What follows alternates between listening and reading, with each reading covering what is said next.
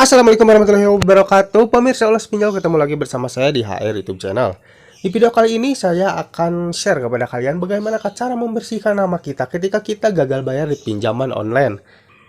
Nah, buat kalian yang mengalami gagal bayar ataupun yang sudah mengalami gagal bayar dalam waktu yang cukup lama, tentunya kalian juga pengen tahu bagaimana caranya membersihkan nama kita ketika kita gagal bayar di aplikasi pinjaman online.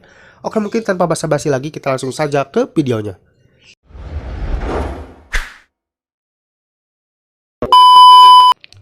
Nah guys, informasi yang akan saya jelaskan kepada kalian kali ini adalah informasi bagaimana cara membersihkan nama kita ketika kita mengalami gagal bayar di pinjaman online. Dan informasi ini dirilis oleh Detik Finance pada tanggal 15 ya.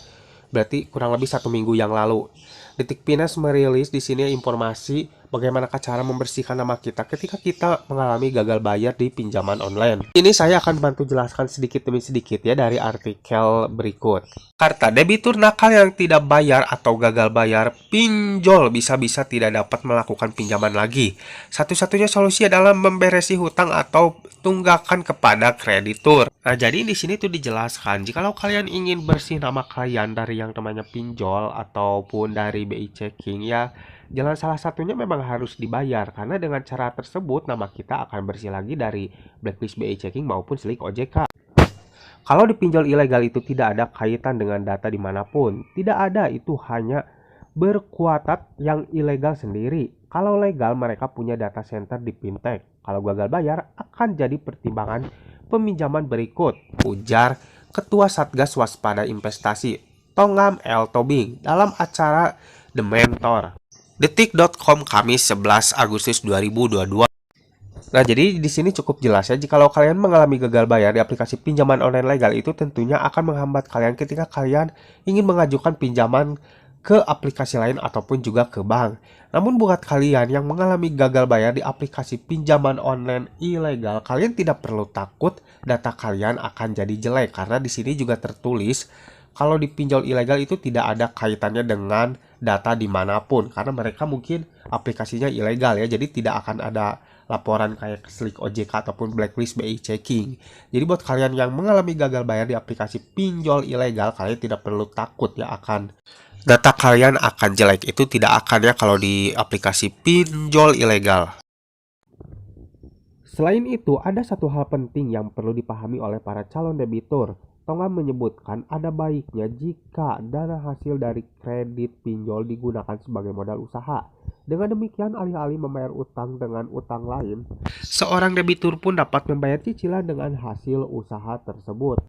Jadi maksud dari sini itu untuk kalian yang meminjam di aplikasi pinjaman online, ada baiknya dipakai untuk modal usaha, biar nanti kedepannya ada hasil untuk membayar tagihan kalian, biar kalian terbebas dari yang namanya gali lubang tutup lubang dengan meminjam pinjaman ke aplikasi lain untuk membayar pinjaman di aplikasi yang sekarang, karena memang itu tidak dianjurkan sekali ya, karena itu akan menjadi tambah pusing nanti kedepannya ya buat kalian. Lalu bagaimana solusinya jika seseorang debitur mengalami gagal bayar di pinjaman online? Tongam menuturkan hanya ada satu caranya yang bisa dilakukan. Kita bayar, ya memang harus dibayar, jawab Tongam. Tongam menegaskan utang harus dibayar termasuk dalam pinjaman online baik legal ataupun ilegal. Namun kalau dalam penagihan sudah ada intimidasi dan teror, nasabah atau debitur pun halal untuk melaporkannya kepada pihak kepolisian. Nah, ini penting nih buat kalian yang sering ketakutan atau kepanikan ketika diteror lewat telepon ataupun WhatsApp. Kalian nih, ini bisa jadi solusi ya buat kalian.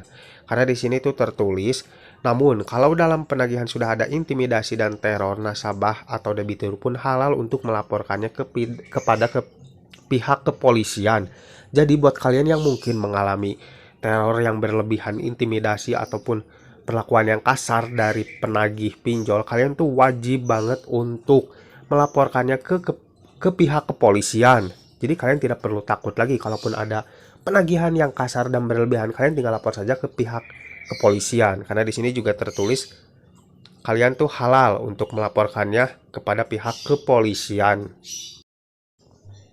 Dan di sini juga ditambahkan, jangan biarkan mereka menghina kita. Pada saat mereka melakukan penagihan tidak beretika, melakukan teror, intimidasi, pelecehan, atau dengan menyebarkan informasi ke seluruh kontak, kita lapor polisi walaupun dampak dari tidak bayar, tutupnya. Nah, jadi kalian yang juga korban penyebaran data tuh kalian juga wajib ya, diwajibkan untuk melapor kepada pihak kepolisian karena di sini juga tertulis ya yang melakukan teror, intimidasi, pelecehan atau dengan menyebarkan informasi ke seluruh kontak. Nah, ini kebiasaan dari pinjol ilegal biasanya ya. Kalian wajib melaporkannya kepada pihak kepolisian. Jadi pada intinya buat kalian yang mungkin mengalami gagal bayar, ketika kalian mendapatkan penagihan yang berlebihan yang seperti saya sebutkan barusan, kalian tuh halal banget atau wajib untuk melapor ke pihak kepolisian. Nah guys, setelah tadi sedikit penjelasan tentang artikel dari Detik Finance tentang bagaimana caranya membersihkan nama kita ketika kita gagal bayar di pinjaman online legal maupun ilegal. Semoga video ini bermanfaat buat kalian tentunya yang mungkin sekarang lagi mengalami gagal bayar di aplikasi pinjaman online ilegal maupun legal ya.